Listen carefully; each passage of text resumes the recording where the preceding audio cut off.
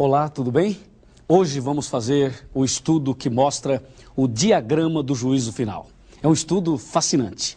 Ele revela quem é quem no julgamento de Deus. Quem é o juiz, quem é o advogado, quem é o acusador e assim por diante. Vale a pena você abrir a sua Bíblia e considerar comigo esse tão importante estudo. O tema começa com Daniel, capítulo 7, versículos 9 e versículo 10, tá bom? Vamos lá? Continuei olhando até que foram postos uns tronos, e o ancião de dia se assentou. Sua veste era branca como a neve, e os cabelos da cabeça como a pura lã. O seu trono eram chamas de fogo, e as suas rodas eram fogo ardente. Um rio de fogo manava e saía de diante dele, milhares e milhares o serviam, e miríades de miríades estavam diante dele. Assentou-se o tribunal e abriram-se os livros. Que descrição solene do juízo! A Bíblia diz, o ancião de dias veio e se assentou, assim como eu estou sentado aqui. Mas esse ancião de dias é o Deus Todo-Poderoso. Ele se assentou e diz a Bíblia, começa o juízo. A Bíblia mostra Deus com cabelos brancos. Pergunto, será que Deus é um velhinho? Um bondoso velhinho? Não. Quando a Bíblia mostra cabelos brancos em relação a Deus, em nenhum momento a Bíblia está falando da idade de Deus, e sim da eternidade de Deus. Cabelos brancos simboliza experiência, simboliza segurança e simboliza eternidade. Todas as vezes que você ver alguém de cabelos brancos, por favor, respeite no mínimo. E se ele te falar alguma coisa, ouça com atenção. Porque pessoas com cabelos brancos significa que essas pessoas têm muita coisa para ensinar. São experientes demais. E quando a Bíblia diz que o ancião de dias se assentou e os cabelos eram brancos, isto quer dizer que Deus sabe o que fala. Na descrição que o profeta faz, na cena do juízo, ele diz, assentou-se o tribunal e abriram-se os livros. Logo, logo, você vai ter a oportunidade de estudar sobre os livros do juízo. Mas o profeta diz, o seu trono tinha chamas de fogo e as suas rodas fogo ardente.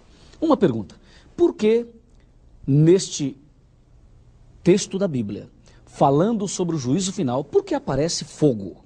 Qual a razão?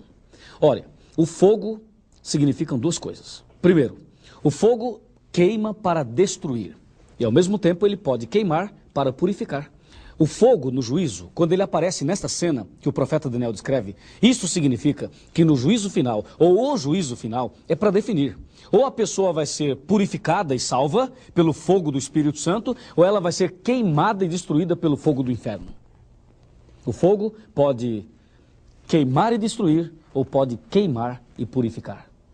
E eu espero que hoje você seja queimado pelo fogo do Espírito Santo. E quando eu falo queimado, você me entenda bem. Queimado os pecados, queimada a velha natureza, queimado aquilo que não é bom.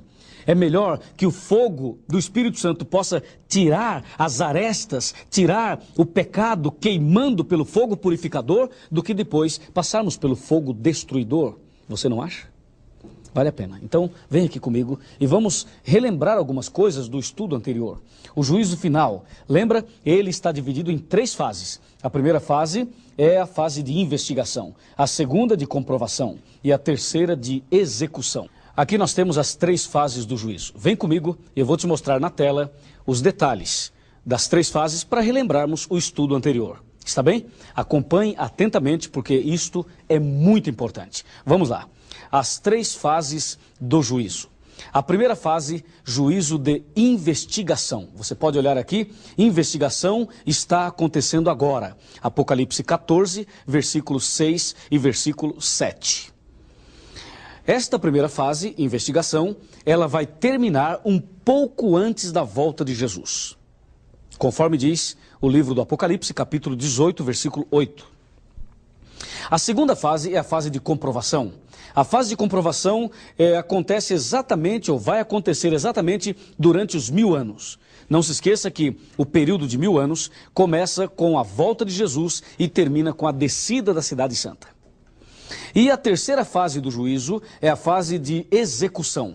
É quando Deus dá o veredito final, é quando Deus dá a sentença final.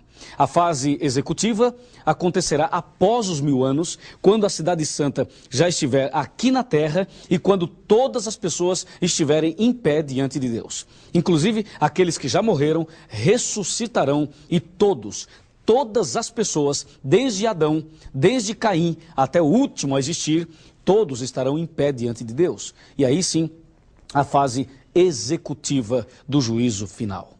Agora, você precisa entender quem é quem nesse julgamento. Vamos analisar no computador e também na Bíblia quem é quem nestas 3 fases do juízo. Me acompanhe, por favor. Quem é quem nas 3 fases do juízo?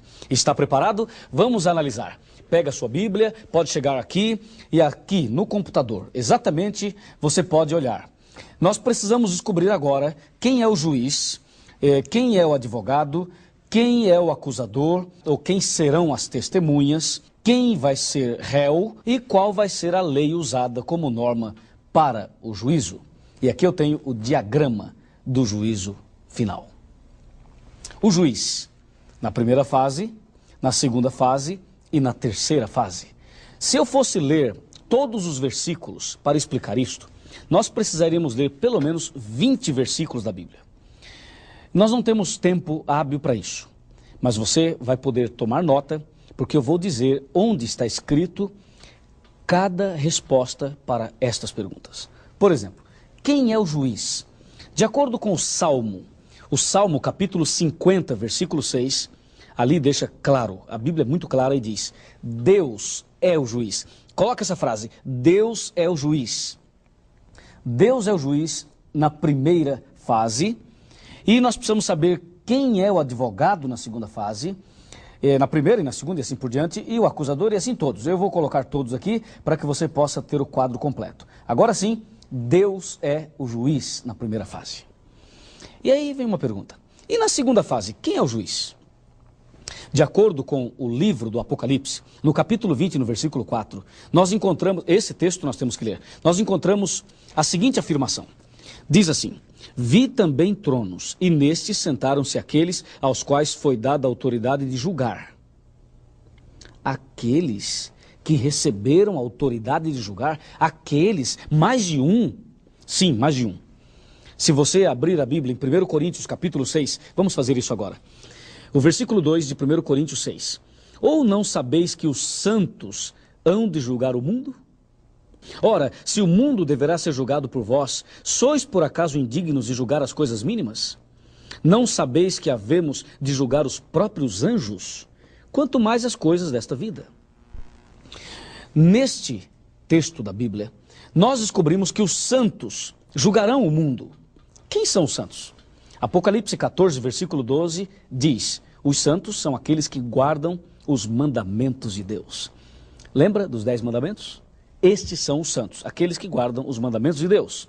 Portanto, eu cheguei à seguinte conclusão, baseado na Bíblia. A Bíblia me diz que os santos ou os justos, tanto faz, atuarão como juízes na segunda fase.